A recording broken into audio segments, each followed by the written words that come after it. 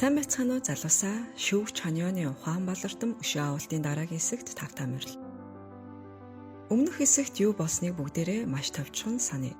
Ирээдүйд авилгалч хадмуудынхаа утсан хүүгэлдээ болж эцэст нь тэдэндээ хорлогдсон амиа алдсан шудраг бус шүүгч Ли Ханьяон гайхамшигаар яг 10 жилийн өмнөх өөрийн залуу наснда эргэрсэн билээ.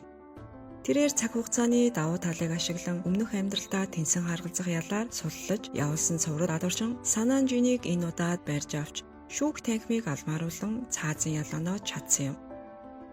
Ийхүү тэрээр өөрийнхөө анхны том алдааг засаж хохирогчдын өшөөг авсан билээ. Гэвч Ханьяоны жинхэнэ дөнгөж эхэлж байлаа.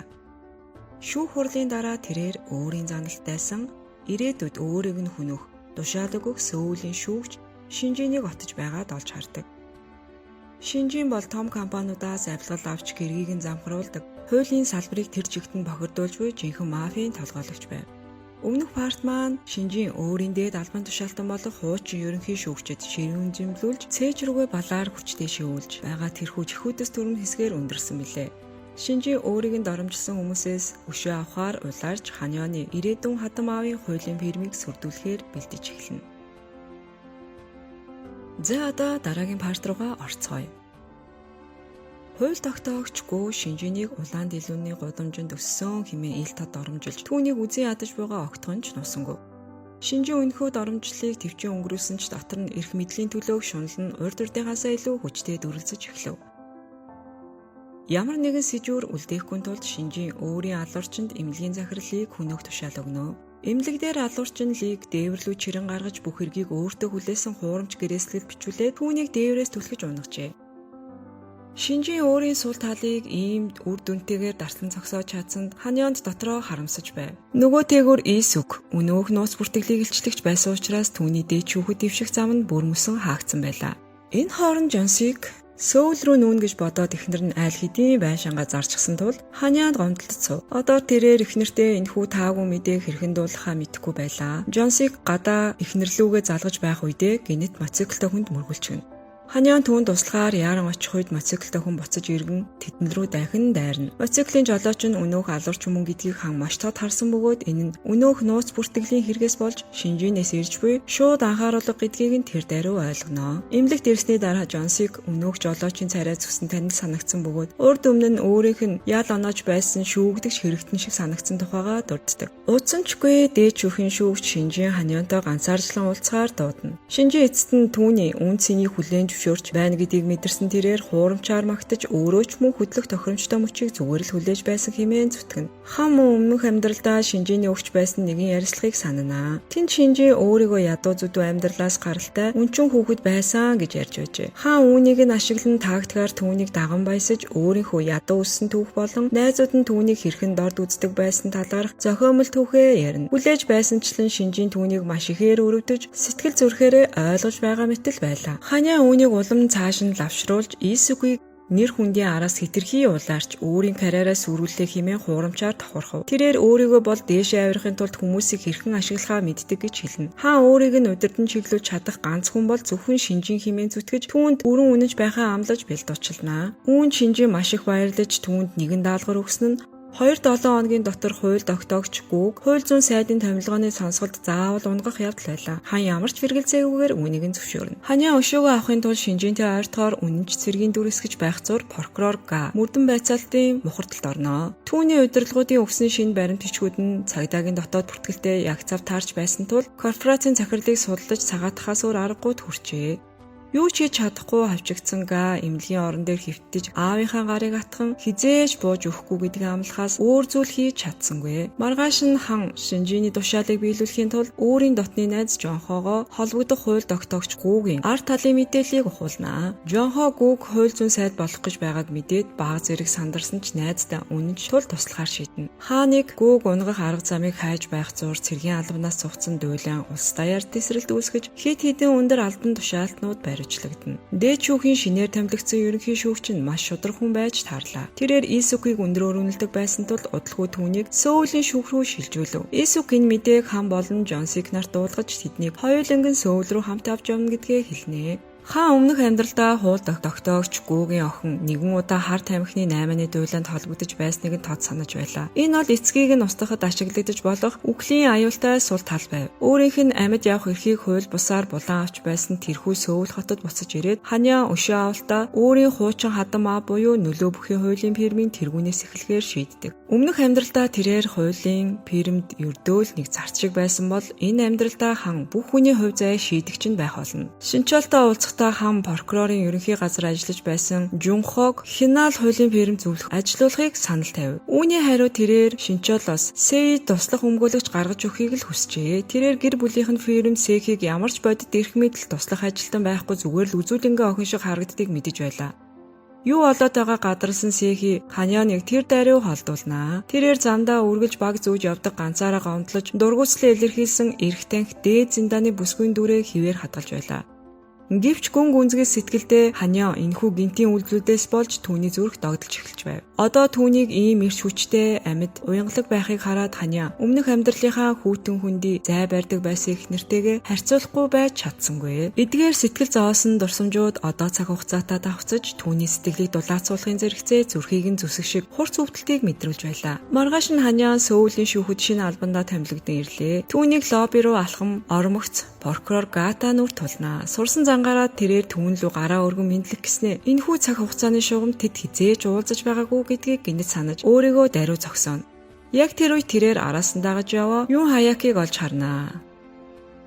Хан Гаг өнгөрөөд оронд нь найзтайгаа мэдлэнэ. Түүнээс харахад Юн Хаякийг ч бас шинжээний дэмжлэгийн нэрийн доор Сөүлийн шүүх рүү шилжүүлсэн байж таарлаа. Гэвч түүний бодит ажил нь Ханианыг алхам тутамд нь тагнаж анхааралтай ажиглах явдал байв. Мэндснийхээ дараа Ханиан шууд шинжээний өрөө рүү очино. Тэрээр маш хэрцгий шийдэмгий төлөвлөгөө санал болгов. Тэрээр хууль тогтоогч Гүүг урхитгын тулд прокурорын ерөнхий газар ажиллаж байсан Жунхог ашиглах хэрэгтэй гэв. Тэрээр Жунхогийн хүү болон хууль тогтоогч Гүүгийн охин хоёулаа Хар тамхинд онцсон бөгөөд тэд Гүүгийн охиныг яг тэнд Солонгост хамгийн түрүүнд зохиж чадна гэдгийг нь онцолжээ. Шинжийн үүнийг нь сонсоод нүдэндээ бишрлийн харс тодруулан толгой тохиж байв. Тэрээр хаанаас хариуд нь юу хүсэж байгааг асуухад хан Жунхог хуулийн фирмийн зөвлөг болохыг хүсэж байгаагаа хэлв. Ингэснээр Ханиа алхамаар Шинчолийн хүргэн болоход туслах ажээ. Шинжинд энэ санаа маш их таалагдсан бөгөөд Ханианы карьер хөөсөн амбицтай залуугийн жүжиглэлтэнд тэр чигээр нь хуурджээ. Хааныг өрөөнөөс гарч явахыг Жонсыг олж хараад гайхсандаа хөшиж дотор нь сүжиг таамаг төрж эхэлнэ. Ханиан яагаад заавал зартал уурчин Шинжинтэй холбогдоод байгаа юм бол тэр яг хиний тал зогсоод байна вэ? Хэдхэн өчийн өмнө Жонсук болон Исүк нар бүх ахлах шүүгчдийн хурал зарласан боловч тэнд байсан шүүгч бүр Шинжиний завраар хөдөлдөг байв. Тэд дөнгөж албандаа томилогдсон Исүкийг үл тоомсорлож буйгаа огтгонч нуусангүй. Жонсук Ханиантай нүүрэлдэн үннээ хэлхийг шаардахаар шийдэв. Гэвч түүний хөдөлгөөс өмнө Исүкээс дуудлага ирж саад олноо. Исүк Жонсук хан хоёрыг уулзалтанд дуудана. Энэ удаа тэрээр олон нийтийн цочроогоод буй асар том хэргийг Ханианд гардуулан өгсөн нь газарч өмөрч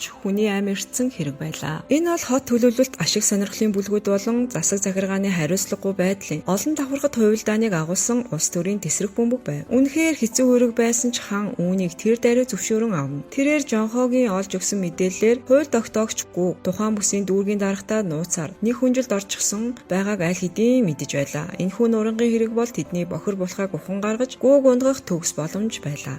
Уулзалтаас гармагцаа Ханиан Сэхитэй уулзахаар залхана. Тэрээр Жунхотой холбоотой төлөвлөгөөний дараагийн алхмуудыг хилцэх хэрэгтэй байлаа. Түүний хүлээх зуур хан нурангийн ослын талаарх өмнөх амьдралынхаа дурсамжуудыг чимээгүйхэн эргцүүлв. Түүний өмнөх амьдрал зам гинт доош цөмрөн аврах том нөхөөс гэж нэгэн машиныг зайлгснаар жолооч нь газар дээрээ амиа алдаж байжээ. Бусад олон хүмүүс хүнд бэртэж улс даяар зочролд орж байв. Мөрдөн байцаалтын явцад энэ хэрэг барилгын компанид зардлаа танаж материалаа сумсалж завшиж байснаас болсон эцэстээ батлагдсан юм. Хамгийн гол зүйл нь өнөөх барилгын компани цаадах бодит эзэн нь дүүргийн дарга өөрөө байж таарчээ. Удсан ч үгүй прокурорын газраас даргыг ялалсан боловч хачирхалтай нь 2 дахь шатны шүүх хурлаас эхлэн тэрээр Ослоос үүдэлтэй хохирогчдын гаргасан иргэний бүх хэмжлэл шүүх хуралд ялалт байгуулж чадсан байдаг. Одоо цаг хугацаанд буцаж ирэхэд Юн Хаяа Ханианыг карьергүй болгож мэдэх ийм хүнд хэрэг хутгалцсныг хараад баярлснаа нууж чадахгүй байв. Гэвч хэдхэн секундын дараа үзэгсэлэнтэй бүсгүй Сэхи Ханиан руу дөхөж очихыг хараад түүний царай тэр даруй хувьсгийн атааргалдаа хорсон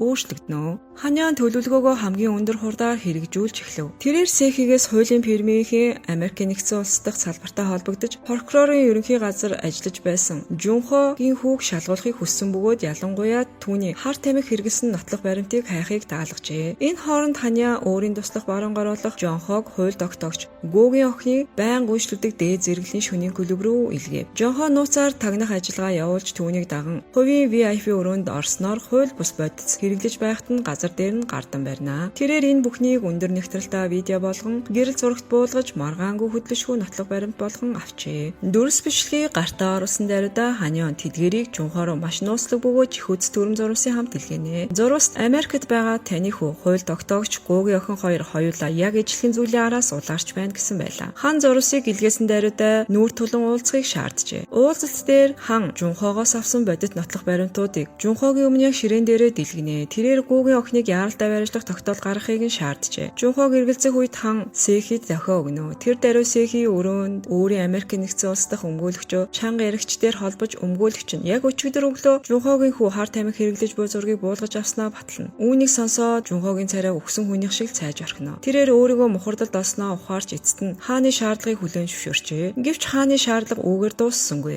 Тэрээр улам цааш завшилж хууль тогтоогч Гүүгийн хахуул авсан баримтуудыг дэлгэн Жунхо энэхүү хар тамхины дуйлааныг гол гохоо болгон ашиглаж Гүүгийн карьерийг бүхэлд нь нураахыг тушаана. Сэтгэлдээ өчүүхэнч боловч шудраг зантаа үлдсэн Жунхо Гүүг үнэхээр унах ёстой авилгалд авсан гэмт хэрэгтэн гэдгийг мэдэж байсан тул дотроо баг зэрэг уужирч байлаа. Жунхо хинаал хуулийн фирмд албан ёсоор зөвлөхөөр ирсэн тухай мэдээ гармагц Сэхи үнэхээр их баярлана. Тэрээр Ханианыг баяраа тэмдэглэж хамт юм уухыг урьсан боловч маш завгүй байгаагаа хэлээд дараагийн удаа болыг хэмээн Ханиан тайван татгалзсан. Сэхи үүнд нь илт ургуцаж урам хугарснаар хоцорноо. Хан хотын даргаыг ардаа орхин ээжийнхээ хаягдл металл цуглуулах цэг рүү буцаж ирнэ. Ханианыг очмогц наан болон түүний эмээ хоёр маргалдаж байх бөгөөд тэд бүр Ханианыг дундаа оруулж шүүгч хэлэхээр зүтгэн. Наан өөрийг нь тижээлэхийн тулд эмээгээ хог хаягдл металл цуглуулал ийм хүнд хөдөлмөр эрхлэн зүдэрж байгаа харж төвчгүй байгаа тул цагийн ажил хайхыг хүснэ нь маргааны шалтгаан байв. Харин эмээ нь үүнийг нь эрс эсэргүүцэж нааныг зөвхөн хичээл номдоо л бүрэн анхаарлаа хандуулахыг шаардаж байлаа. Хаан үүнд яг таарсан төгс цогцол тоолж өгөө. Тэрээр найз Жонхогоор дамжуулан наан сүлжээдэл хүрт цагийн ажил зохицуулж өгчээ. Тэрээр 7 хоногт ердөө 4 өдөр ажиллах бөгөөд үлдсэн цагаа сургуулийнхаа давтлах хичээл зориулахаар болов. Энэхүү шийдвэр нь бүх талуудад ашигтай. Хэн хэнийг нь баярлуулсан ухаалаг алхам байлаа. Эмээ нь Ханиан талархаа танашгүй байв. Жонхоч мөн Ханиан шиг ийм сайн хүн шүүгчийн судал сууж байгаад үнэн сэтгэлээсээ баяртай байлаа. Гэвч хааны дотор сэтгэл дундуур дарчилж байв. Тэрээр өөрийгөө үнэндээ хог шаар шиг шүүгч хэмээн дотроо зэмлэнэ. Түүний өмнөх амьдралд наан жухам хүү өөрийнх нь гаргасан авилгал хээл хагуулын хууль бус шийдвэрээс болж амиа алдсныг тэр хизээч мартаж чаддгүй байв. Энэхүү бодол нь түүний цээжийг хүн дээр дарах мэт өвтгөн. Маргааш нь сурвалжлагч наан нурангийн ослоос амьд үлдсэн болон хохирогчдоос ярилцлага авч эхэлжээ. Тэрээр тухайн ослоор амиа алдсан цорын ганц хүний аа болох өндөр настантай уулзнаа. Настын эр камерын өмнө чимээ гөхөн суух бөгөөд зүрх сэтгэл нь бүр мөсөн шархалж сүрсэн нэгэн байлаа. Тэрээр энэхүү эмгэнэлт явдлын гол буруутнууд шийтгэлээс дахин мултарч зүгээр өнгөрч буйг олон жилийн турш зөвхөрөнгөө баран харц суусан юм. Одоо тэрхүү хөгшин аавд өдөр бүр засгийн газрын ордны төв байрны өмнө эсэргүүцлийн лоозон барин зогсохоос өөр хийж чадах зүйл үлдсэнгүй. Нааныг өндөр насандаа ярилцаж байх зур дүүргийн даргын машин хурч ирэв. Жагсагчид тэр даруй машиныг бүсэлж хашгирч эсэргүүцлээ илэрхийлсэн тул сандарсан дарга хэргийн газраас цугтахаас өөр харахгүй хүрнэ. Өдөр бүр жагсагчдад бүслэгдэхээс залхсан тэрээр өөрийн өмгөөлөгч рүүгээ залгаж уурсан хашгирч эхэлнэ. Тэрхүү өмгөөлөгч нь Сэхигийн том ихч Ханаа байж таарлаа. Дүүргийн дарга хэргийн шийдвэрлэлт удаашралтай байгааг дайлимдуулан Ханианыг шүүх хурлаас чөлөөлөхийг шаардав. Дараа нь тэрээр өөрийн гар хөл болсон хүмүүстэй хүчээр зуучлал хийж, өөрөөр хэлбэл хохирогчдын гэр бүлийг дарамтаж, тохиролцоонд хүргэх тушаал өгчээ. Ханаа түүний энэхүү дээрэнгүү занд ургуутсан ч бие барихыг хичээх зуур түүний туслах нь нэгэн харанхуй үннийг сануулв. Дүүргийн дарга анх мафийн бүлэглэлээс гаралтай бөгөөд нөлөө бүхий конгрессийн гишүүдийн бүхий л бохир ажлыг нуулдаг байжээ. Тэрээр улс төрийн шатаар зөвхөн сонгогчдын саналаар өгсөөгүй, харин цусаар цамнаж байж өгсөн байж таарлаа. Нөлөө бүхий эрхмүүдийн дэмжлэгтэйгээр тэрээр даалд ертөнцөөс одоогийн албан тушаалтай хүртэл дэвшсэн байв. Ханаа Сэхигийн том ихч түүний эцсийн зорилгыг тэр даруй ухаарнаа. Тэр зөвхөн хүчээр тохиролцоонд хүрэхийг хүсээгүй, хариун гашуудаж буй гэр бүлүүдтэй хүчирхийллийн мөргөлдөн үүсгэх өрх бэлдэж байжээ. Тэрээр олон нийтийн анхаарлыг өөр зүгт хандуулж, үүсэн эмх замраагүй байдалд хохирогчдыг буруутгахыг хүссэн байна. Хана өөрийн хуулийн фирмийг ашиг сонирхлыг хамгаалах мөн дүүргийн даргын энэхүү увайгүй төлөвлөгөөг зогсоохын тулд Ханианаас өөрсдөд нь ашигтай шийдвэр гаргахыг Сэхигээс хүсжээ. Энэ хооронд Сэхи хааныг залахыг хүлээсээр бараг галзуурах шахаж байлаа. Хаан байнга л дараагийн удаа болъё гэсэн хөзрөөр тоглож байсан бөгөөд Сэхигийн төвчээр үүгээр эцэс болно. Тэрээр энэхүү хэргийг шалтак болгон Ханианыг болон шахаж өөртөөгөө хамт оройн хоолнд орохыг тулгажээ. Гэвч тэднийг хамт байх яг тэр мөчөд сурвалжлагч Наан гинэт гарч ирнэ. Тэрээр нурангийн хохирогчдын талаар Ханиантай ганцаарчлан ярилцахыг хүсжээ.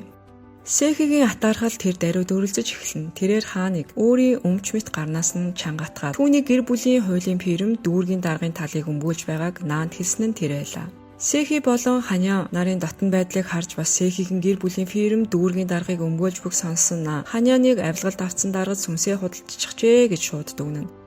Тэрээр туйлын их урам хугарсаар тэндээс яваад өглөө. Түүнийг явсны дараа Ханиан Сэхид хэрэгээс хол байхыг нь анхааруулжээ. Тэрээр Сэхид хандан дүүргийн дарга болон түүний ард байгаа конгрессийн гишүүн хоёулаа удахгүй баримтлагдах тул үүнийг ихчтэй хэлхийг нь даалгана. Гэвч хөнгөмсөг зантаа Сэхи игч Ханаада Ханиантай энэ талаар зүгээр л ярилцсан гэх бүрхэг мэдээлэл өгчээ. Үүнээс болоод Ханаа шүүгч Ханианыг өөрсдийн талд орж ялал байгуулахад туслана гэж бүрэн итгэжв. Ханиан дүүргийн дарга бол урд өмнө нь мафийн бүлэглэлд байсан аюултай хүн гэдгийг сануулахаар Нааны араас хөөцөлтөн очсон ч Наан дэндүү их гомдож урам нь хугарсан байсан тул түүний үгийг сонсохыг хүссэнгүй. Тэгтэл хаан өмнөх амьдралынхаа нэгэн мэдээг гинэт саннаа. Тэр амьдралд нь Наан хохирогчийн гэрт очиж байхдаа хүн зодуулан бэртэж байсан юм а. Тэрээр жонхоо руу яаран залгаж хамгаалт хийлгэхээр хэргийн газар руу илгээнэ. Хохирогчийн гэрт дүүргийн даргын гар хөл болсон танхаа этгээдүүд амиа алдсан залуугийн эцэг эхийг занал хийлж айлган сүрдүүлж байлаа. Нэгэн дээрэмчин хорон муугаар инээж хүүгийнх нь нөхөл үнэндээ тэдний өөрсдийнх нь муу заяаг зайлус үүлийн үр карма байсан хэмээн доромжлов. Уурандаа галзуурах төгсөн хөшин аав хутга шүүрэн авсан ч өнөөх дээрэмчин зүгээр л инээгээд өөрийг нь хутгалахыг зөрхөлбөл хутгалал та хэмээн дайжигнана. Гэтэл гинэт ээж нь хүнд зүйлээр дээрэмчний толгой дундуур буулгаж цус урсгаж орхино. Дээрэмчин айсангүй харин ч баярлана. Одоо түүнд барьцаалах зүйл бий болсон. Тэрээр дүүргийн дарга руу залгаж ажил бүтсэн талаар хэлнэ. Тэрээр эцэг эхт нь хандан тэд тохиролцооны бичигт гарын үсэг зурах эсвэл ээж нь хүнд хэлбэрийн халдлага үйлцэн хэрэгээр шоронд орох хоёрын аль нэгийг нь сонгохыг нь тулгана.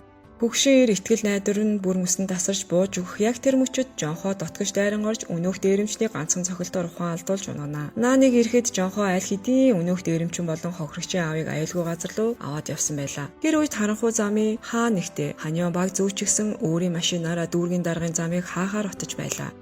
Тэрээр даргын машиныг замаас гаргаж хүчээр зогсоожээ. Хэсэг хугацааны дараа дүүргийн дарга ухаан балартанд сэрэхтэй аимшигтай зүр дургийг олж харна. Хан аврах том экскаватор жолоод нь түүнийг чиглээд шууд урагшилж байлаа. Даргыг хашгирч шамжаагүй байтал жонхоо гарч ирэн түүнийг урьдчилан ухаж бэлдсэн гүнзгий нөх рүү өшөглөж орхино. Жонхоо хөгшин аавыг нүхний амсар дээр дагуулan ирээд дүүргийн даргын хувь заяаг шийдэх эрхийг түүнд олгоно.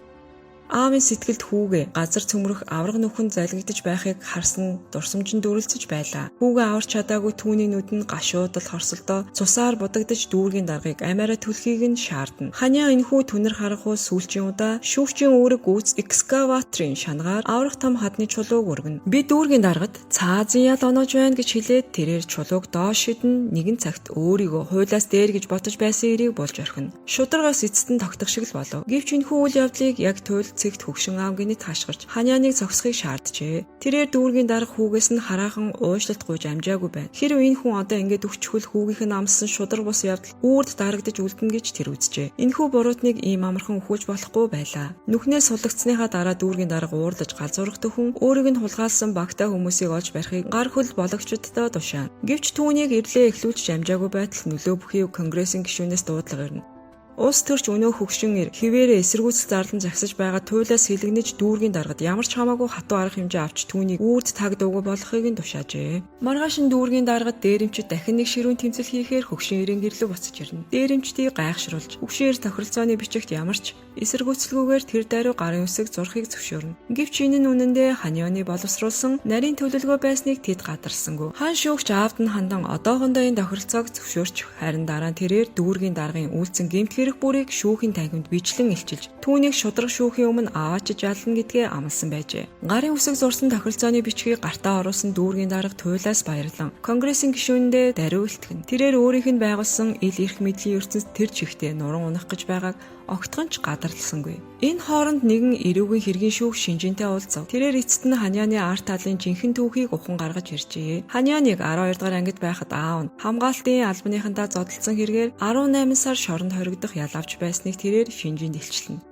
Үүнийг сонсоо Шинжин шоконд орлоо. Тэрээр тухайн үеийн шүүх хурлыг маш тод санаж байсан бөгөөд учир нь аавд нь тэрхүү ялыг оноож байсан шүүх бүрэлдэхүүний 3 шүүгчийн нэг нь Шинжин өөрөө байж таарчээ. Шинжин нэгэн үннийг ухаарч эхэлнэ. Хаан түүнтэй холбоотой болох гэж ойртойгүй байлаа. Тэрээр өшөөгөө авахын тулд түүнд төхөж ирсэн байв. Шинжин Ханианыг сорж үзэхийн тулд өдрийн хоолнд ураад тэрээр хууль тогтоогчгүй, хууль зүйн сайд болохоос сэргийлж түүний эсрэг яагаад ямар ч алхам хийхгүй байгааг Ханианаас асуужээ. Тэр тайвнаар өөрөө прокурорын ерөнхий газрын хэргийг аль зэгчилч гисэн. Одоо зөвхөн сонсголын өдөр цохилт өгөх мөчийг хүлээж байна хэмэв. Шинжин энэ мөчийг ашиглан түүнээс шууд тулган асуужээ. Чи яагаад хариуд нь юу ч нэхэхгүйгээр миний тушаалыг дагаад байгаа юм бэ? Чиний жинхэнэ зорилго чинь яг юу юм бэ? Тэр ч байтугай. Ханианы аавын талаар мэдэж байгаагаа ам олдон хэлж орхино. Ханиан секундыг хит хуваасантаа тэнцэх богино хугацаанд хөшөж орхисон ч тэр даруй биеэ барьж чадлаа. Тэрээр аяархан дугаар энэ бүхэн айл хэдийн өнгөрсөн төв хэмээн хариулсан ч түүний энэхүү хитрхи тайван зан Шинжиний сэжиг тамгийг улам бүр бадрааж орхижээ. Байдлыг уламд ордуулж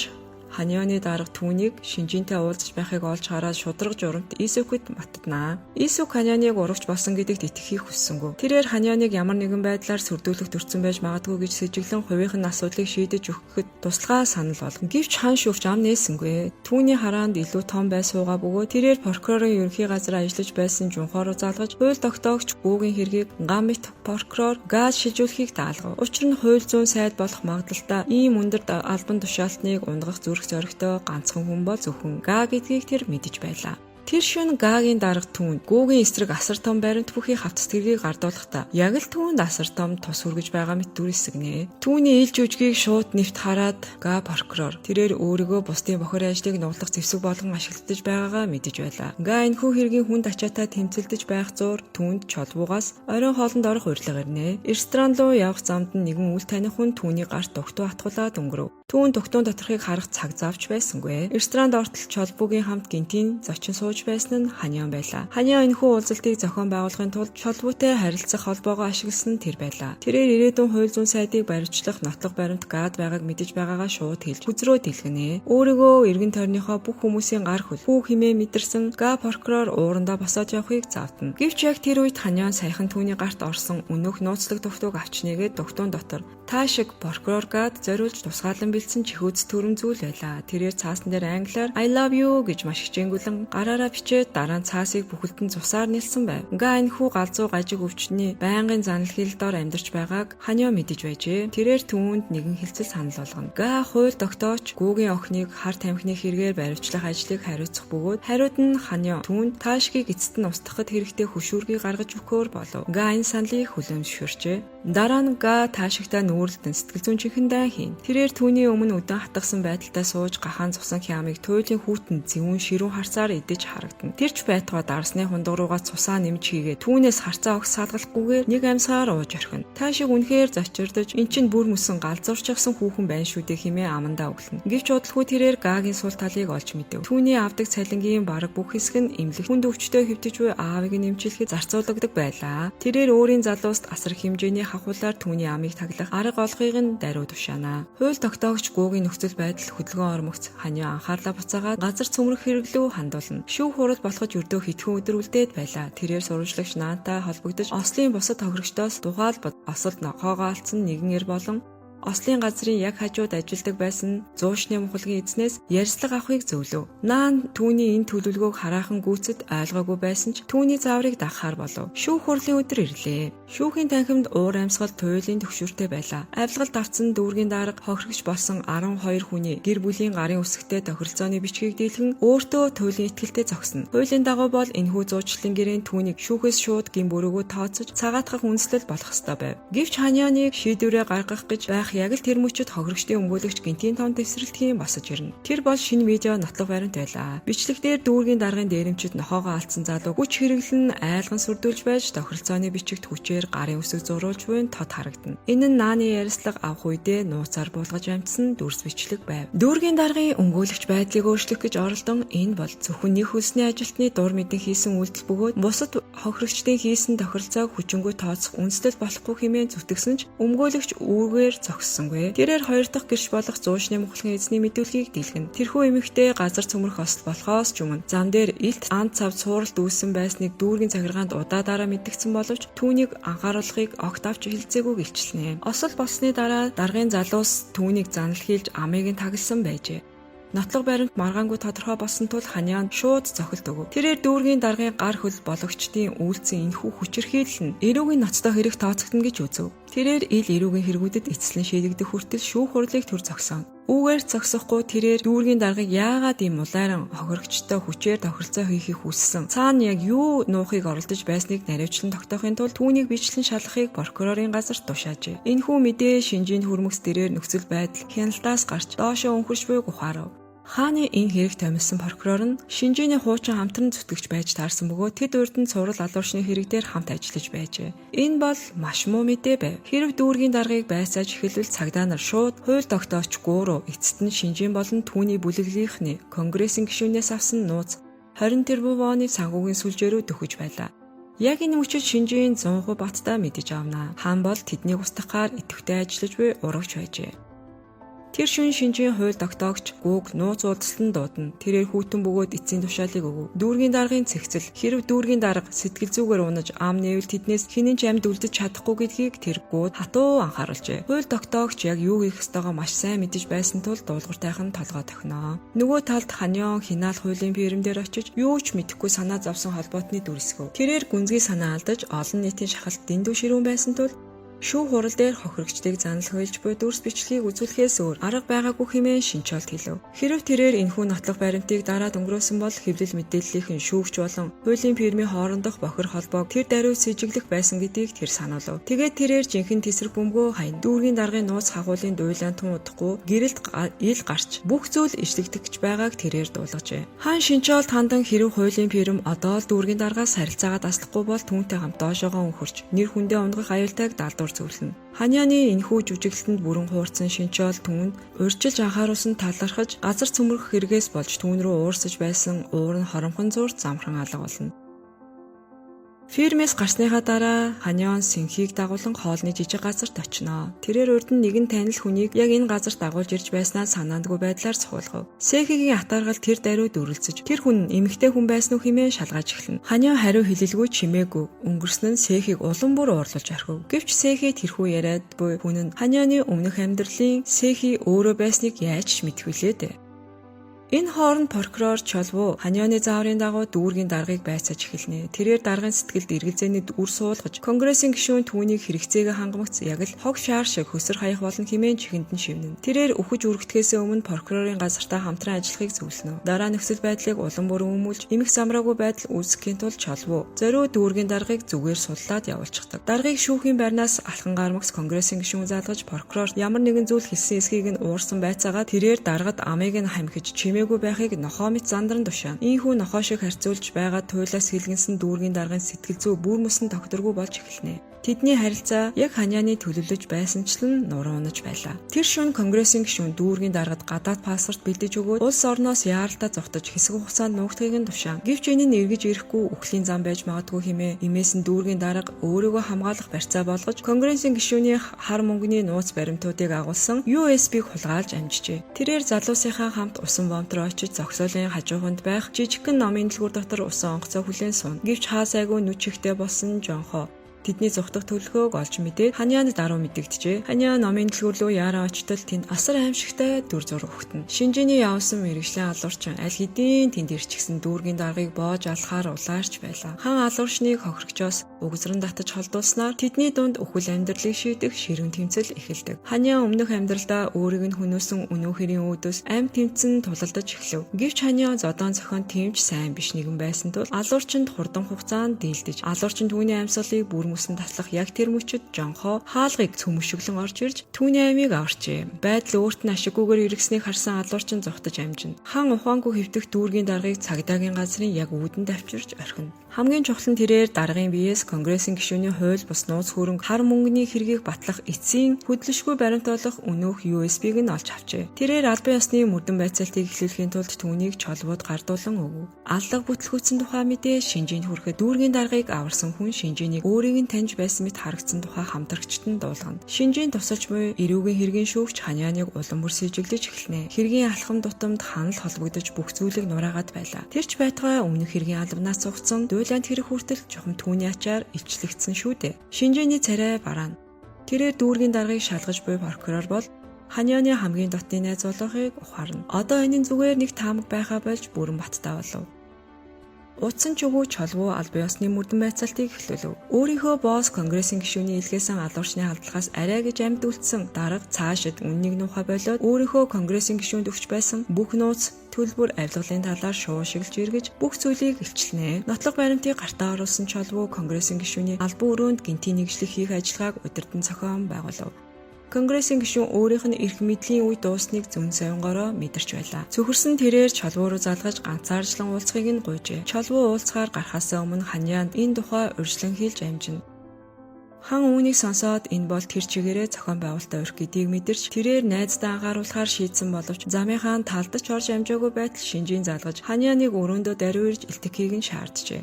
Ханиан чиглэлээ өөрчилж хамгийн түрүүн Шинжинтэй уулзахаас өөр сонголт үлдсэнгүй. Энэ хооронд чолгоо товлсон уулзалтын газарт ирэхэд тентгийн уур амьсгал асар аимшигтай хар дарсан зүйт мэтэл байлаа. Конгрессийн гишүүн аль хэдийн бусдын гарт амь өргөцсөн байв. Чолгууг түүний судасны зохилтыг шалгахаар урагш бүхийг яг тэр мөчөд харанхуй булангаас нэгэн сүүдэр угсгийн ирээд чолгуугийн хүзүүг нарийн уяагаар тасралтгүй боож түүний амийг тэр чигт нь шахан боомлж эхэллээ. Хотын нөгөө талд Ханиан Шинжинтэй нүүр тулан сууж байлаа. Өнөөдөр бол хууль тогтоогчгүй хууль зүйн сайд болгох эсхийг шийдэх томилгооны сонсголын өдөр байв. Шинжийн гүүгийн бүр мөсөн нуран унахыг өөрийн нүдээр харуулахын тулд Ханианыг хажуудаа байлгахыг хүсжээ. Гэвч Ханиан аль хэдийн гохоод арчсан байлаа. Хааны өгсөн мэдээллийн дагуу прокурор Га нэгэн дээд зэрэглэлийн хүлөвт гинтийн шалгалт хийж гүүгийн охиныг хар тамхи хэрэглэж байхад нь газар дээр нь баривчилсан. Энэхүү баримтлагын дүр зургийг хааны урьдчилж анхааруулсан байсан сурвалжлагч наа хальснаа төгс буулган авчээ. Энэхүү мэдээ цахим ертөнцид далайн давлгаа мэт хүчтэй тархана. Орох газаргүй болсон гүүгийн ус төрийн карьер тэр дороо өхмөл болов. Шинжийн үүнийг сэтгэл хангалуун зөвүүн инээмсэглэлээр үзэж сууснаа. Гинэтхэн нэгэн чихүүдээс төрөм асуулт асуунаа. Дашрамд асуухад чи прокурор чолгууг мэдхүү. Тэрээр конгрессийн гишүүн дөнгөж сая чолгуутай уулзахаар залгасан тухай дурдв. Энэхүү ганцхан өгүүлбэр Ханианы тарихыг цахилгаан цахих мэт зочрооно. Шинжийн бүх зүйлийг мэдэж байгааг тэр ухаарлаа. Нөхцөл байдал ямар аюултай түвшинд хүрснийг тэр даруй ойлгоод энэ бол зүгээр нэг уулзалт биш. Чолгуу конгрессийн гишүүний аллагын хэрэгт бүтгэж урхинд оруулах гэсэн төлөвлөгөө байв. Ханианы тарих найзаагаа аврах арга замыг хайж асар хурдтай ажиллаж байх зур Шинжийн шахалтаа улам ширүүн болгов. Тэрээр Ханианыг өөртөө нойртох болсон жинхэнэ сэдлийг тулган шаардаж асуув. Түүний тарих цаг 100 милийн хуртаа сэтгэж нэгэн худал түүх зохион ярина.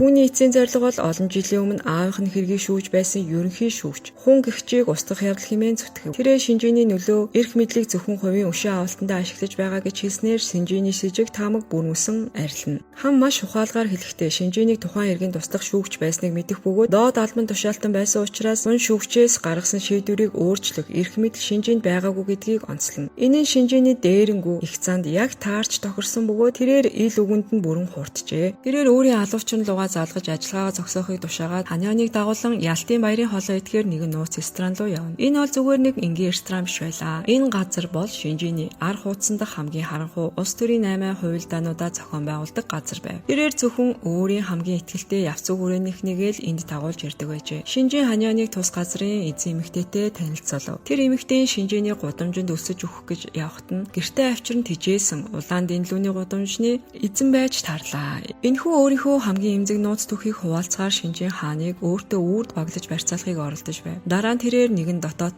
нууц мэдээг задруулав. Дээч үхий ерөнхий шүүгч тун утгагүй солигдох гэж байгааг тэр хэлжээ. Бүх зүйл намжсны дараа тэрээр шүүгч хууныг Ханианы гарт өгч дуртайгаа хийхийг зөвшөөрнө гэж амлана. Хан тэднээс мултарч чадсан даруйдаа чолгууг хайхаар ярангүнэ. Тэрээр найзаагаа амьд байхыг хараад баярлсандаа бараг л ухаан алдах төхөн. Үүнээс харахад алуурчин конгрессийн гишүүний өхлийг амиа хорлолт болгож зохион байгуулсан бөгөөд хэргийн газарт гин бурууга хүлээж бүх зүйлийг эцэслэв гэсэн гэрээстэл үлдээсэн байжээ. Мөрийг бүр мөсөн балалсан тул прокурорын мөрдөн байцаалт мухардлаа. Хан одоохондоо Шинжээнийг энэ бүхнийг цаадах утсан хүүгэлдэн эзэн гэдгийг батлах бараг л боломжгүй гэдгийг мэдэж байсан тул газар цөмрөлтийн хэргийг эцэслэн шийдэж цэг тавихын тулд анхаарлаа буцаагаад дүүргийн дарга руу анхаарахаар шийдлээ. Хан дүүргийн даргад хүүтэн цэвдэг эцсийн тулгалт хийн болон чахна болох гэж буюу шүүх хурал дээр дарга бүх зүйлийг ялангуяа хохирогчдын хүч хэрэглэн занал хийж тохиролцооны бичигт хүчээр гарын үсэг зурулсан гэдгээ заавал хүлээх ёстой болов. Хэрэв тэр татгалзуул конгрессийн гишүүний хар мөнгийг удирдах байсан түүний бүх нууц бүртгэлийг олон нийтэд задруулна хэмээн ханиан занал хийлнэ. Хэрв энэ нууц ил гарвал конгрессийн гишүүний ард байсан нөлөө бүхий эрхмүүд дүүргийн даргын газрын гаваас ч хамаагүй олж амыг нь үүр таглах болно гэдгийг сануулсанд аюулын цар хүрээг ухаарсан. Туйлын их айдас давтсан дарга түүний тавьсан шаардлага бүрийг үгдүүгээ зөвшөөрнө. Нурангийн хэргийг эцэслэн шийдвэрлэх шүүх хурлын өдөр ирж шүүгчийн ял хүчтэйгээр палхийн бов. Дүүргийн даргад 10 жил шоронд хоригдох ял онолоо. Түүний барилгын компани асар их хэмжээний мөнгө завшиж системчилсан авилгал хээл хахуулыг цэцэглүүлж байсан нь олон нийтэд илчлэгдэнэ. Энэхүү мэдээ тармагц иргэд Нурангийн ослын газарт цугларч ам өргөцсөн хүмүүсийн дурсгалыг хүндэтгэх дурсгалын цуглаан зохион байгуулав. Шудрагаас эцэст нь тогтлоо. Хэрэгтнүүд шийтгэлээ амсаж хүүгээ алдсан хөгшин аавын сэтгэл зүрх эцэст нь нэг уужирч тайвширлыг олно. Гэвч нэг гал унтарч байхад нөгөө талд өөр нэгэн түүмэр авалцж байлаа. Нарийн чанд хамгаалалттай нууц вилла дотор ерөнхийлөгч асан нэгний удирддаг далд цасаглал дараагийн ерөнхий шүүгчийг сонгохоор хуралдаж байв. Шинжийн эцсийн хаан бүтээгчийн үүрэг гүйцэтгэгч шүүгч хууныг дараагийн залгамжлагчаар нэр дэвшүүлв. Ерөнхийлөгч асан үүнийг чимээгхэн толгой тохин зөвшөөрчээ. Хурал өндөрлөх үед бүх зүйлээ алдсан хууль тогтоогчгүй шалан дээр сунан унаж ерөнхийлөгч агсныг гарч ирэхийг цөхрөнгөө баран хүлээж байлаа. Шинжийн түүн рүү туйлын чигсэн харцаар төхөж очоод гууд хандан охин нь тэнсэн харгалзах ялтаагаар суллагдах болно гэдгийг дуулгана. Хэрэв үүнийг зөвшөөрвөлгүй улс төрийн бүх амбиц зорилгоо бүр мөсөн орхих ёстой байд. Гүү ерөнхийлөгчтэй уулзгаар түүний хажуугаар зүсэн оролдох үед Шинжийн түүнийг сэтгэл зүйн хүн цохилтоор зогсоож гүүгээс эхнэр нь яагаад жолоочнараа ийм байн сольдог байсныг нь хизээ нэгэн цагт гайхаж байсан уу хэмээн ёчтой асуужээ. Тэрээр шалан дээр багц гэрэл зураг шийдсэн бөгөөд тэдгээр нь гүүгийн эхнэрийн өөр жолооч нартай ахуулсан дотн шившигт зургууд байв. Дараа нь Шинжийн урд нь ерөнхийлөгч агсны өөрийг нь доромжлоход ашиглаж байсан. Нөгөө хүзгийг гаргаж ирээд гүүгийн нүрлүү тулгана. Тэрээр гууд хандан чи одоо ердөө л нэг нохоо олсон. Хуц гэхээр хуцаж яв гэсэн газар руу чи явах болно гэж хэлв. Зөвхөн тэгэж байж л түүний гэр бүл болон конгресс дахь суудал нь хамгаалагдаж үлдэх ажээ. Шинжийн жихүүдээс төрөм чангаар инээсээр түүнийг шалан дээр сүрсэн байдалтай орхин одно. Удсан ч үгүй Шинжээний араас нь зохион байгуулсан асар том гүтгэлгийн ажиллагаа захин ертөнцийг бүрхэж одоогийн ерөнхий шүүгч рүү дайрч эхэллээ. Шинжээний гар хөл болсон эрүүгийн хэргийн шүүгч одоогийн ерөнхий шүүгчийг 1 сарын дотор албан тушаалаас нь зайлуулна гэж амлав. Шинжийн түүний үгийг сонсоод толгой тохиж байсан ч тэрхүү гар хөлийг үнэн хэрэгтээ огтхон ч үнэлдэггүй нь илт байлаа. Түүний өөрийнхөө гараар хүмүүжүүлж эрх мэдлийг атуулахыг үнэхээр хүсэж буй цорын ганц хүн нь Ханион байв. Үүнээс болоо Шинжийн шүүгч хуунтай хийх ганцаарчилсан орой хоолнд зөвхөн Ханионыг л дагуулж иржээ. Гисэн ч өнөөх эрүүгийн хэргийн шүүгч Ханионыг сэжгэлсэн хэвээр л байв. Тэрээр хааны талаар бохир зүйл ухаж гаргахаар хааны найз Сааныг мөшгөн олж уулзна. Саан юу ч мэдэхгүй хэмээн зүтгэж зөвхөн хааныг тодорхойгүй шалтгаанаар Исүкийн өрөө рүү олон удаа орж байхыг харсан гэдгээ л цохиулгав. Өнөөх эрүүгийн хэргийн шүүгчийг атаархалдаа галзуургах төхөхт нь хүргэнэ. Тэр орой шүүгч хуунтай хамт хооллох үедээ Шинжийн түүнийг дараагийн ерөнхий шүүгч болгоно гэж амлана. Энэхүү уруу таталт асар хүчтэй байсан ч хүн өөрөө ч бас одоогийн ерөнхий шүүгчийг бусдын дайралтад өрчиж суудлаасаа хусуулах үедээ гэхээс туйлаас айж байлаа. Шинжийн түүнийг тайвшруулж хууныг урд нь өөрийнх нь удирдлагад ор ажиллаж байсныг нь сануулад тийм зүйл хизээж болохгүй хэмээн амлахад сэтгэл нь уужирч эрх мэдлийн шуналдаа хөтлөгдсөн хүн Шинжийнхтэй хамт баярын хундгаа өргөв. Гэвч жинхэнэ гинтийн эргэлт хууныг явсны дараа өрнөлөө. Шинжийн нууц хаалга руу алхан очиж хаалгыг нээхэд цаанаас нь тэдний яриа бүгдийг нууцаар шагнаж байсан Ханион гарч ирнэ. Шинжи яагаад хуунд тусалж байгаагаа тайлбарсангүй. Үүний оронд тэрээр Ханианд зузаан тогтуу гардуулаа өгсөн бөгөөд энэ нь шүүгч хууны карьерийг бүр мөсөн устгаж чадах хангалттай нотлох баримтуудыг агуулсан устгалын хавтас тэрэг байлаа. Шинжин зэвүүнээр инээмсэглэж нэгэн гаж сорил уралдааныг зарлав. Энэ бол цаг хугацааны уралдаан байлаа. Хан тэрхүү нотлох баримтыг ашиглан хууныг унахаас өмнө Шинжин өөрөө түүнийг ерөнхий шүүгчийн суудалд амжилт суулгаж чадах уу үгүй юу гэдгийг үзэх гэсэн аюултай тэмцэл байв. Нотлохоо гартаа оруулсан даруйда хан үүнийг улам нарийчлан шалгуулахаар өөрийн үнэнч найз Жонход дамжуулан өгөв. Жонхо тухтуг нээж үзээд асар том дуйлаанд хэргийг илрүүлнэ.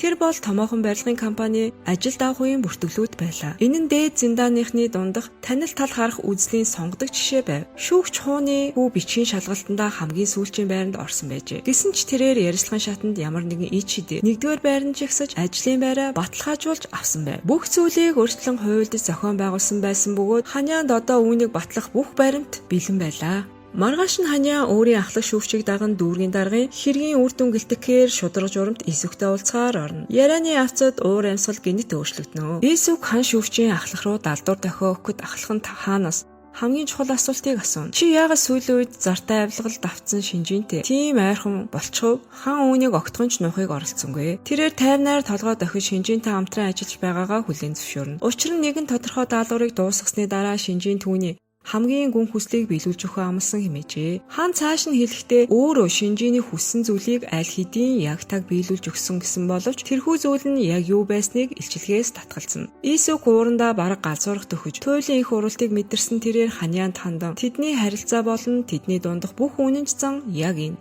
яг одоо дуусгар болж байгааг мэдэгдэв. Хам маргасангүй. Тэрээр зүгээр л босоод таг чимээгүйхэн өрөөнөөс алхан гарав. Гэвч жинхэнэ гинтийн эргэлт дөнгөж эхэлж байлаа. Хан шууд нөлөө бүхий хинаал хуулийн фирм рүү шинчаалтаа уулзахаар чиглэнэ. Түүнийг хаалгаар алхан орох үед биднийг урд өмнө мэддэг гэж бодож байсан бүх зүйлийг оронгоор өөрчлөх нэгэн жихүүдс дүрэн бодол тархинд нь зурсгийнэ. Тэрээр дотроо ингээд л болоо. Энэ бол шүүх засаглалын ертөнцийн цагаан үннийг эцэст нь агнаж устгах миний цорын ганц бөгөөд сүүлчийн боломж хэмээн бодож байлаа. Маргааш нь хан сурвалжлагч бүсгүйтэй уулзна. Тэрээр шүүгч хууны хүүгийн талаараа халуухан сенсацийг түүнд гартуулна. Үүнд шүүгч өөрийн нөлөөг ашиглан томоохон барилгын компани хүүдээ хэрхэн өндөр албан тушаалж олж өгсөн тухай нарийн мэдээлэл багтсан байлаа. Сурвалжлагч алмаарч орхиод чи яг хин юм бэ? Энэ бүх дээд зиндааны нууцуудыг чи яаж олж аваад байдаг юм бэ гэж асуухаас өөр аргагүй төрнө. Хан чимээгүй л байлаа.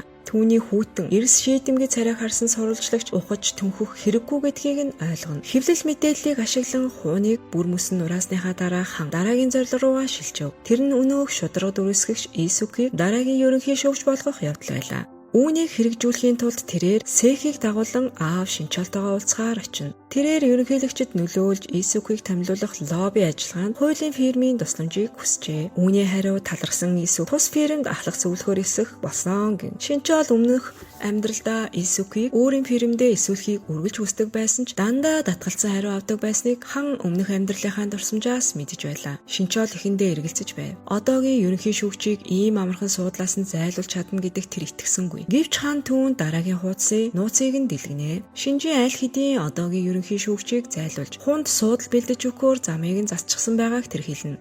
Харин Ханян хууныг ерөнхий шүүгч болохоос нь өмнө хамгийн түрүүнд унгаж Исүхийн суух суудлыг цэвэрлэж өгөхөөр төлөвлөж байлаа. Прокурорын ерөнхий газар ажиллаж байсан хүн болон ирээдүйн ерөнхий шүүгч хоёуланг нь өөрийн фирмдээ зөвлөхөөр аавна гэж ботсон Шинчаал шуналдаа хөтлөгдөн баярлаж л байлаа. Тэрээр Исүхийг ерөнхийлөгчийн нэр дэвшүүлэх хавтаст хэргийг даруй бэлдэж эхэлнэ.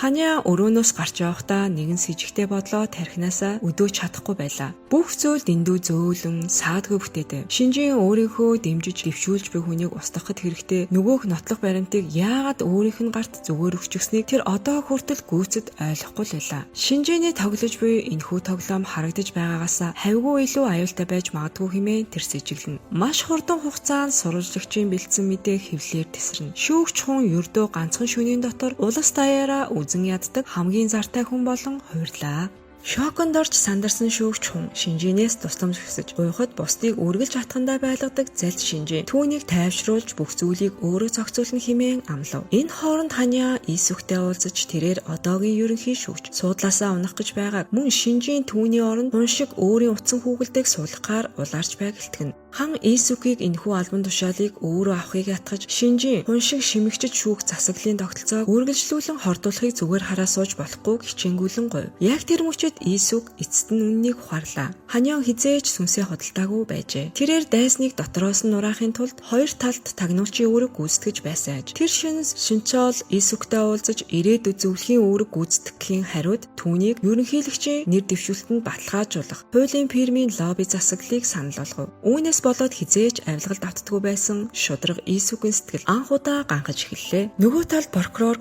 Ханян дээр хурч ирнэ. Тэрээр алуурчин Тайшгийг баривчлахын тулд бүх зүйлээрээ дэнчин тавихад бэлэн байлаа. Түүний энэхүү шийдэмгийн занг хараад Ханян эцэст нь өөрийн жинхэнэ байг ил болгоно. Тэр бол бүх прокурорын газрыг атгандаа байлгадаг алуурчны ард буй бодит хүч болох Шинжин байлаа. Тэднийг ярилцах зуур Ханяны эцэг ихэн хаягдл металл цуглуулах цэг дээр ирнэ. Тэр газрын эзэн хинбэ гэдгийг мэдсэн прокурор зочирцсондоо хөшөж орхив. Үүнээс нь харахад Гаг оюутан байхад Ханяны эцэг их түнд хэцүү үед нь тусалж байсан байж. Хамгийн аимшигтай нь хожим нь түүний өөрийнх нь аав Тайшгийн залмихэнд автаж Ханяны аавыг хилс хэрэгт гүтгснээр түүнийг шорон дэлгээхэд оролцсон байж таарлаа. Гин буруугийн асар их мэдрэмж болон шударга ёсыг тогтоох чин хүсэлтэд хөтлөгдсөн прокурор Ханянт үхэн үхтлээ хамтрах цусан тангараг өргөдөг. Ханян прокурор хандан Шинжиний жинхэнэ санаархлыг ил гаргахын тулд асар өндөр эрсдэлтэй жүжиг тоглох цаг болсон гэдгийг дуулгана. Тэрээр ирээдүйн талаарх мэдлэгтэй тулгуурлан Шинжиний хамгийн дотны хүмүүсийн нэг болох Юрдөл шилтэй хүн гэгддэг эрийг бай болгон сонгожээ. Хан энэ хүний хөрөнгийн зах зээл дээр асар том алдагдал хүлээх гэж байгааг мөн гадаадд сурдаг охиныхоо сургалтын төлбөрийг төлөх бэлэн мөнгөний маш их дутагдалд орно гэдгийг нь мэдэж байлаа. Тэрээр Гагаар нөгөөх шилтэй эрийн яг хажууд маш нууц хэргийн талаар уцаар яриулж жүжигт зохион байгуулна.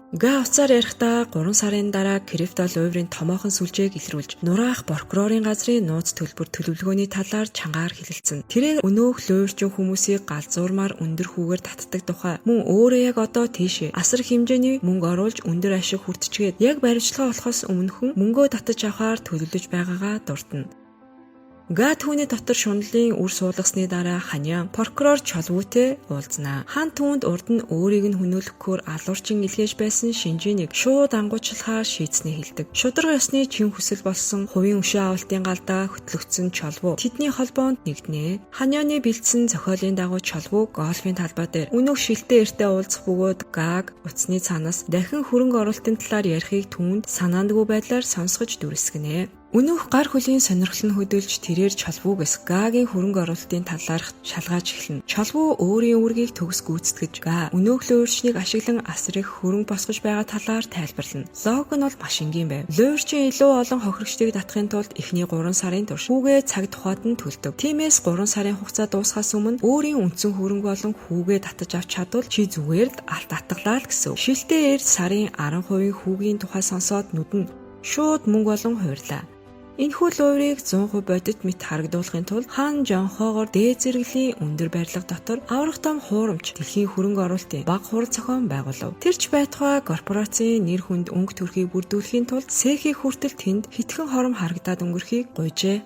Энэхүү ажиллагааны гол зорилго нь шилтэй эрд ил санхүүгийн сүлжээг асар аврах том бүтцтэй бөгөөд тэд алга болохоос өмнө хүмүүсийн ашиг орлогыг түүртэлгүй төлж чадна гэдгийг харуулах явдал байлаа. Хянуур зантаа өнөөх гар эхлээд туршилт болгон 100 сая вонны хөрөнгө оруулсан ч тэрээр аль хэдийн өгөөшийг гүн өмгчгсэн байв. Тэрээр Шинжинд шүүгч хууныг олон нийтэд буянлаг игэл даруй хүн гэж харагдуулах дүр төрхийг бүрдүүлж байгаа талаар илтгэх зураа доторх баяр хөөрийн инээмсэглэлээч нууж чадахгүй байлаа. Шинжин шүүгч хууныг ерөнхий шүүгчийн суудлал руу үргэлжлүүлэн түлхэж байх зур Ханян хууны хүүгийн хэргийг албан ёсоор мөрдөн шалгаж эхлэв. Сандарч твдсэн хуун Шинжин рүү залахыг оролцсон боловч боос нь утсаа авсангүй.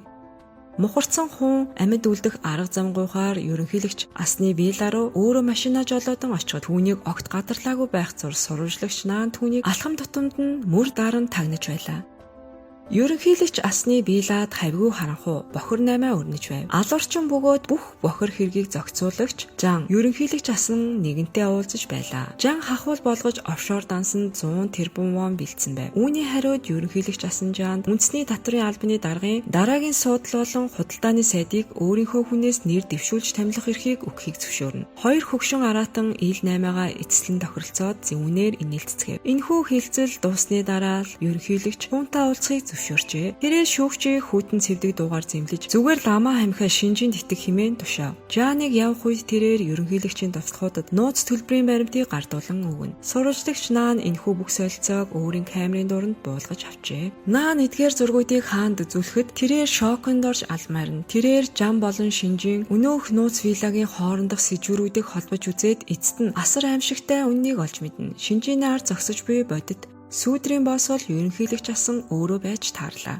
Гэвч бүх зүйл байранд орж зангилаа тайлагдж байсан ч нэгэн нууц Ханианы сэтгэлийг зовоосоор байв. Шинжин яагаад өөрийнхөө ерөнхий шүүгчийн суудалд дэвшүүлэх гээд байгаа тэрхүү үнийг устгахад хэрэгтэй зэвсэг нотлох баримтыг Ханианы гарт өөрөө зориуд атгуулсан юм бол гэж л бодно. Ханиа эцэст нь үннийг ухаарнаа. Шүүгч хууныг ерөнхий шүүгчийн суудалд дэвшүүлэх нь хизээж Шинжиний эцсийн жинхэнэ зорилго байгаагүй ээж.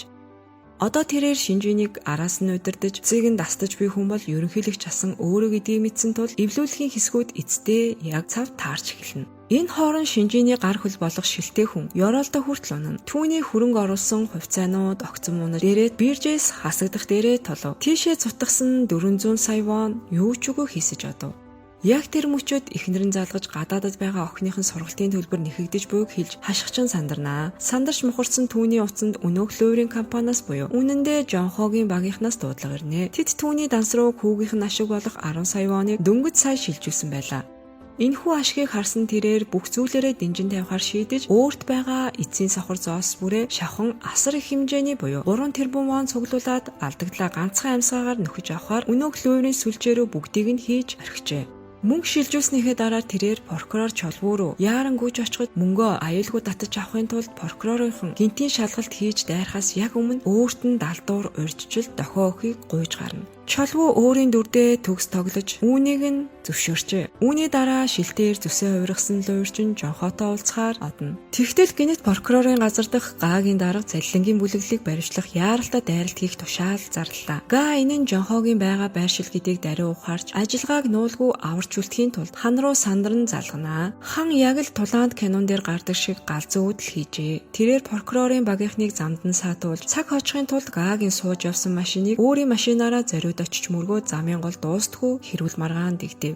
Энэ хооронд офс шилтээр дөнгөж сая 3 тэрбум воноо гардуулан өгчхөд шуналдаа хөтлөгдөн эрэг сарынх нь хүүг буцаагаад хөрөнгө оруулалт болгож үлдээх талаар Жонхоо ятгахыг оролдож сув. Жонхоо гарах арга зам хайн хүүтэн үлсэнд сувж суух зур прокурорынхон дайран орж ирэх чимээ эцэст нь сонсогдно. Га болон түүний дарганаар офсын хаалгыг цөмшөглөн орж ирсэн боловч тэнд хинч байсангүй. Өрөө бүр мөсөн хоосорсон байлаа. Нэг ч амьд сүнс харагдсангүй. Прокурор Чолвоо тэднийг дур мэдэн зөвшөөрлгүй ажиллагаа явуулсан хэмээн зэвлэж гинэт хаанаас бай гараад ирнэ. Тэрээр тэднийг энэ газар бол луурчдын төр түрээсэлсэн офс байсан бөгөөд тэд аль хэдэн цаг өмнө алга болсон гэдгийг дуулгана. Чолвоо мөрдөн байцаалтыг нураалаа гэж Гаг зэмлснийхээ дараа нөгөөх шилтээр асар хүн цохилт болох мэдээг дуулгав. Дөнгөж сая 3 тэрбум воноо хөрөнгө оруулчихад байсан өнөөх гар Жонхог олохоор буцаж гүйсэн ч тэр хүн аль эрч явчихсан байлаа. Энэ бүхэн үнэндээ Ханианы боловсруулсан агуу төлөвлөгөө байв. Тэрээр Жонхог аль эрт шинэ офс руу нүүлгэж дараа нь Гагийн даргад хуучин байршлын талаар нэрээ нууцсан мэдээлэл хүргүүлснээр цагдаа нарыг хоосон хаалга мөргүүлсэн байж. Үүний ачаар шилтээ эрийн сэтгэл прокурор Чолвоо болон Га нарыг сэжиглэх ямар ч сэжүүр үлдсэнгүй. Тэрээр одоо өөрийгөө зүгээр л ямбисэн үлгэр жишээ болохоор азгүй таарлаа гэж итгэж байв. Тэр шөнө Ханиан Жонхоо болон багийн бусад гишүүд амжилтаа тэмдэглэхээр цугларцгаав. Энэхүү амжилттай болсон ажиллагаа тэднийг Шинжиний өөдөөс хамтдаа зогсоход бэлэн маш нэг толботой хүчирхэг баг болгон хуургажээ.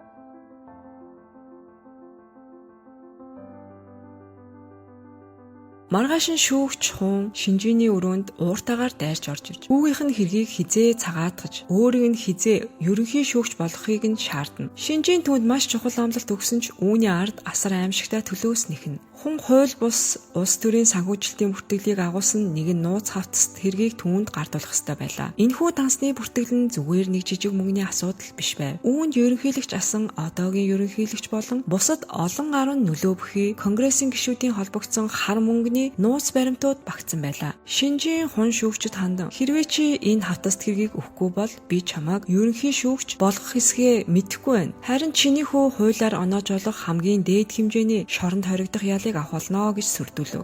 Сэтгэлээр унсан хүн өрөөнөөс гарч явах үед Шинжийн өнөөх шилтээ эрийг өрөөндөө дууднаа.